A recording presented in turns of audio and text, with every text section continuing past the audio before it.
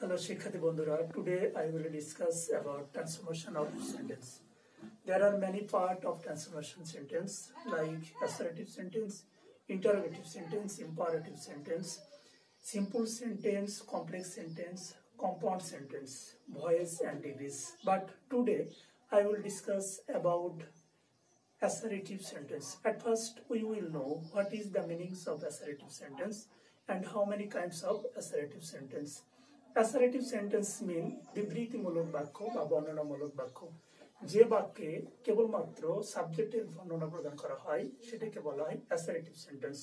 Assertive sentence দুই প্রকার, একটি হলো অ্যাফার্মেটিভ সেন্টেন্স আর একটি হলো নেগেটিভ সেন্টেন্স। অ্যাফার্মেটিভ সেন্টেন্স অর্থাৎ কোনো কিছু স্বীকার করে নেওয়া বা হ্যাঁবাদক বাক্য, আর নেগেটিভ সেন্টেন্স হলো না বাদক বাক্য যা কিছু অস্বীকার করা হয়। তো চলুন আমরা আলোচনা যাই। এখানে বাক্যের মধ্যে টু থাকলে সো দ্যাট লিখতে হয় এবং দ্যাটের পরে একই সাবজেক্ট সহ can not oblique could not লিখতে হয়। এখন প্রশ্ন আসতে পারে আমরা কখন ক্যান নট লিখবো এবং কখন কুড নট লিখবো। একটা জিনিস লক্ষ্য করলে বিষয়টা ক্লিয়ার হবে, সেটি হলো বাক্যের মধ্যে যদি সাহায্যকারী ভার্ব হিসেবে এম ইজ আর থাকে তাহলে আমরা ক্যান নট লিখবো, আর যদি ওয়াজ ওয়ার থাকে তাহলে আমরা কুড নট লিখবো। আমি এখানে একটা এক্সাম্পল ব্যবহার করেছি, he is too weak to work.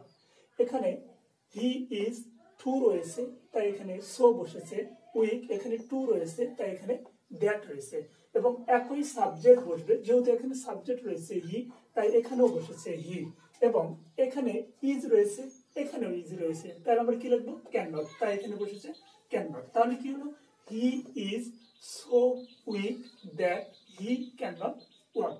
আমি আরেকটা রুলস এখানে ব্যবহার করেছি সে সম্পর্কেও আলোচনা করব।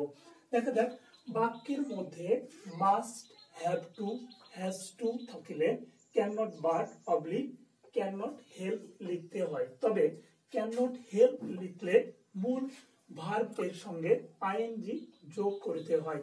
তাহলে উদাহরণ একটা আমরা দেখি, আই মাস্ট ডু ইট, এখানে মাস্ট রয়েছে তাই I can not but do it.